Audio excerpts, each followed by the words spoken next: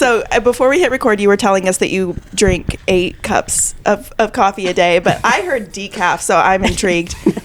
I have questions. Yeah, many. Yeah, eight cups of decaffeinated coffee per day. Okay, and that is obviously not for energy, so it is because... I think everybody who only drinks coffee for caffeine is like really, I mean, like you're fronting a little bit. Like, do you really like coffee? There's so many other... No, I do not like the taste of coffee. That's why I add all the sugars and syrups. There you go. That's true. Yeah. Okay, fair. We've got 2 ends of the spectrum represented here. Right. What a special... You got all the stimulants in yours. You're like really there for...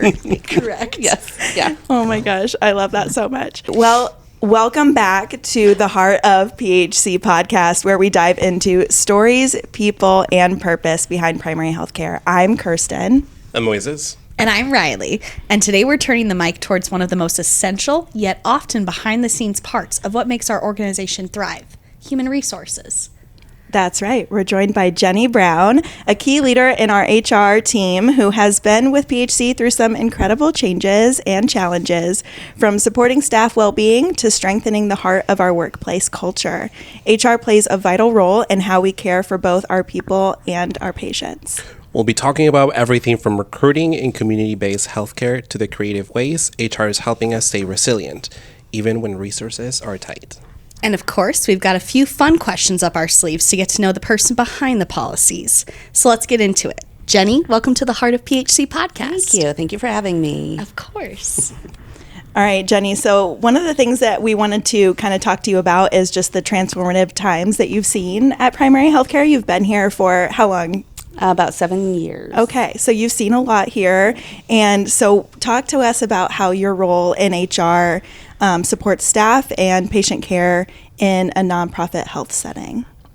So my role as the Chief HR Officer really is about supporting staff. You know, it's about like how do we live out our mission? Obviously, we all do it because we are staff here at PHC. And if there weren't staff, there wouldn't be a mission. So that's kind of how I see my role fitting in the work that we all do here, is by allowing the work to be done because the people are important. Yeah. And so can you kind of talk about just the ways in which you've seen that evolve from when you started to kind of today, and what you're kind of most proud of over your journey at PHC? I think some of the work that I'm most proud of in my journey at PHC has been around the culture. Before kind of I joined the team 7, 8, 10 years ago, there wasn't a lot of talk about what the culture is. There was the culture that organically evolved at each of the clinics, each of the locations, sometimes even department to department within a location. Culture just happens. But what is like the PHC culture, and how do we have a culture that is uniform no matter where you are in the organization, has been something that we've been talking about, focusing on, kind of intentionally building over these last years. Yeah, that's really special. Jenny, what are some unique challenges and opportunities you face in recruiting and retaining talent within our community-based healthcare? So the opportunity we have in recruitment is about the mission. We have a really compelling story here at PHC about the way our staff can make a difference working with patients. Just some really amazing work that we do that really gets to the heart of health and community health. And that is a great story that we get to tell applicants here. And we rely on a lot of the amazing marketing that our team has put together, the YouTube videos, things like that. So really, that is a wonderful opportunity to bring staff in and welcome some really great mission fits to the organization. We have great loan repayment programs that the government has put in place, because community health is it's important work. It's valued by the government, so they're willing to put some money towards it. It's also really tough, and a lot of times we see staff come, do the work, do the really amazing mission, hard work that we do, and take advantage of those loan repayment programs. But that same like hard, amazing work that we do becomes sometimes a challenge in retaining people, because it is, you know, it's tough work, and some of the organizations around the metro that maybe don't provide care to the same patient population that we provide care to. It's a little bit more plush, perhaps. I don't know what we might say about that. Sure. But so we do sometimes see people leave the organization for those same things that they originally came from. But the work is tough, and it's important. Yeah. Absolutely. I mean, I think it speaks to what you're saying about the mission and Yeah. just having that kind of alignment. And I always talk about just the ways in which that mission alignment can kind of inform how you show up and whether or not you continue to show up. And so, and that's not to say that people who leave are cold-hearted and don't Right, care. absolutely, But it absolutely. is, it is that thing about Right. just feeling like, I can get through this like hard period of time, or I can get through this hard day because I do believe that my HR team is going to take care of me and I'm going to be able to do this great work. The other thing that we see that that just made me think about what you're talking about, Kirsten, is kind of boomerang employees, people who they come and they work here for 5 years, a couple years. They're here, and then they go to another employer, and then they come back again. And I absolutely love that, and I absolutely respect you maybe needed a little bit of a break. There was something going on in your life that pulled you away for a time. But coming back is always it's a beautiful thing. Like when I see those people back in NEO again, and I'm like, oh my gosh, I remember you from when you were here the first time, and it's so cool. Yeah. To see people who, they're pulled back again because of the work we do and the mission we do, and we know lives go in a lot of different directions, but people coming back here because of all the wonderful things we offer, that's real special. It is. That's awesome. I love that. Yeah. Well, Jenny, can you share a moment or initiative where you really saw HR make a meaningful impact on the culture or the mission of primary healthcare? Going back to the culture, that's something that I'm really proud of. That came about a group of employees. We tell this story in NEO all the time, but it was a group of PHC employees who got together and talked about if these are our values, integrity, compassion, access, respect, and excellence, what does that actually look like? How do I know if somebody is demonstrating integrity, access? What does that look like? So having that conversation, writing it down, and training on it and distributing it and building it into our new employee orientation so everybody hears that same message. That's something kind of unique about PHC. I've not had that at any other employer I've been at. So I think that is really meaningful.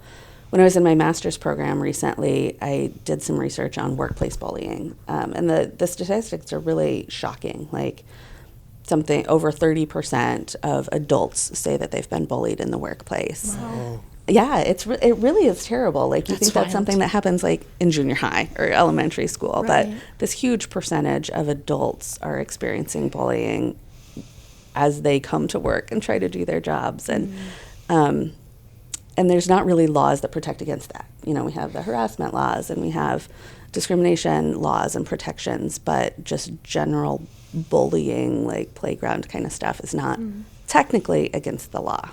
Yeah. So as employers, it's kind of up to us to protect employees from that. And that goes back to that culture compact, those behavioral statements saying this is what you can expect when you come to work at PHC, this is what we tolerate, and this is what we don't tolerate as well. Right. So I think that's made a huge impact for our staff who come and say, this is what I'm experiencing. And we can go back and say, okay, look at the handbook. This is to be tolerated, this is not to be tolerated. So managers have some language around it. They can say, like, it's not just you're mean or, nobody wants to be around you. They can say this is the culture compact and these are the things that you're doing or not doing, and set some boundaries and some limits on that. So Yeah. yeah. I do think it's like you were saying, like there's not a lot of organizations that have such, kind of tangible examples of what it looks like to model their values, and they're just like these abstract ideas that you're like, okay, what does that even mean? But it's because we have that language and those examples that we can actually point to, great staff who model that and be able to say, like, we don't just talk the talk, we actually walk the walk too. So yeah.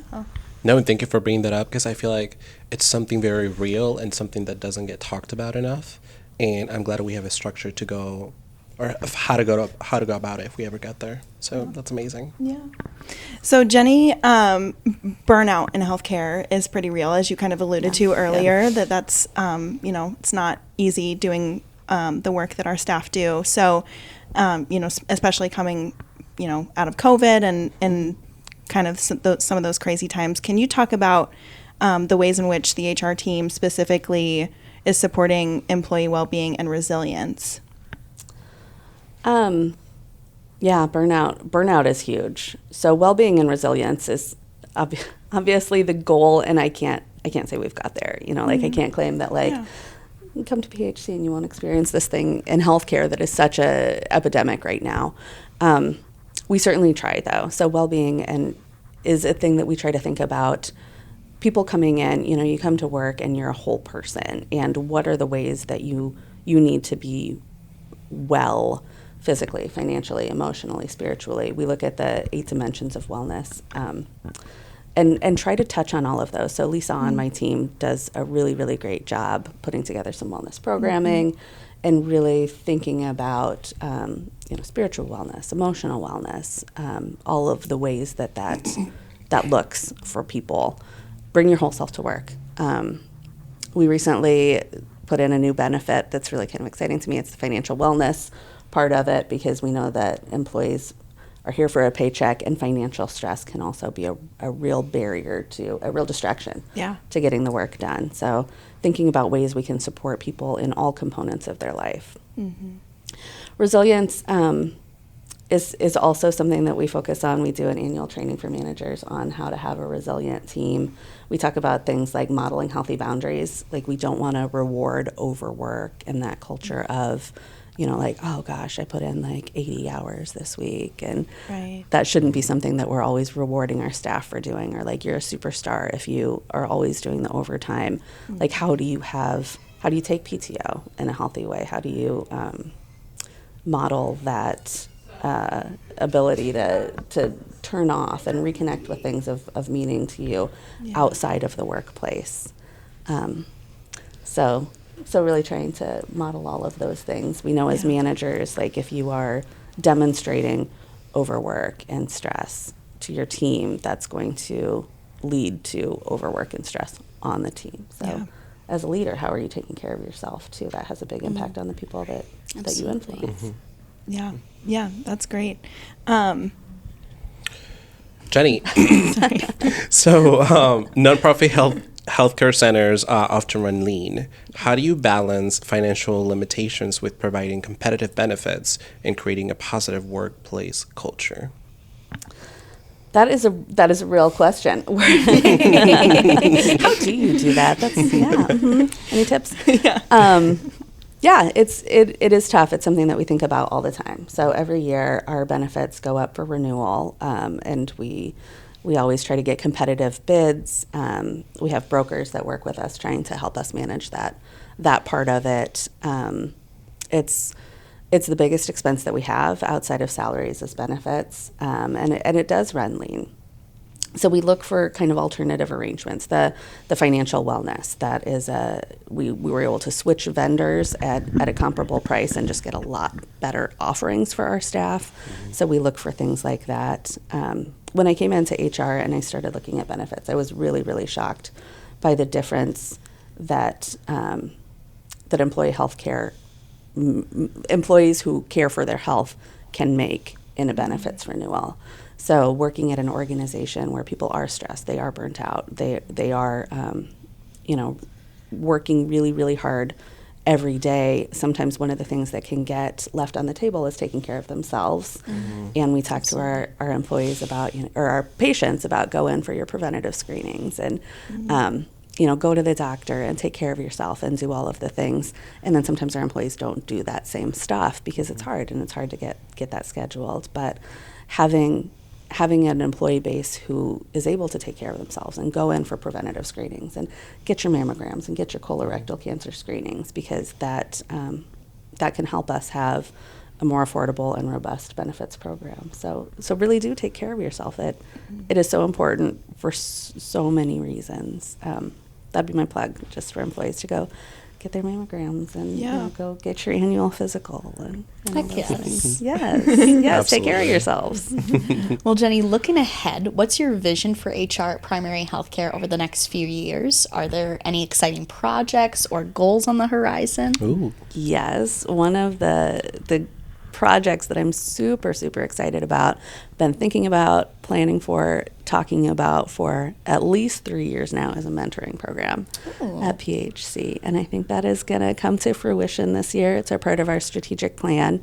So I'm super excited about that. Our very own Kirsten Bounds is going to be a big part of that project. Yeah. Okay, Queen. Yes. Yeah, we're really excited. I mean, if I can tell a little story, like when I started at PHC and joined the HR team, it was one of the first things that Jenny mentioned to me is like, this is a goal that I have, been dreaming about it and really want to make it happen. I don't know when the timing is going to be right, but we'll feel it out and we'll, implement it when it is. And to be in a space now where this is like actually happening and we're talking about it every day and it's coming true is kind of surreal. So it's really exciting. So more to come on that. I'm sure you guys will hear a lot about it. So That is exciting. Yeah. Sign me up whenever it Thanks, comes Jen. out. Will do. Yes. Perfect.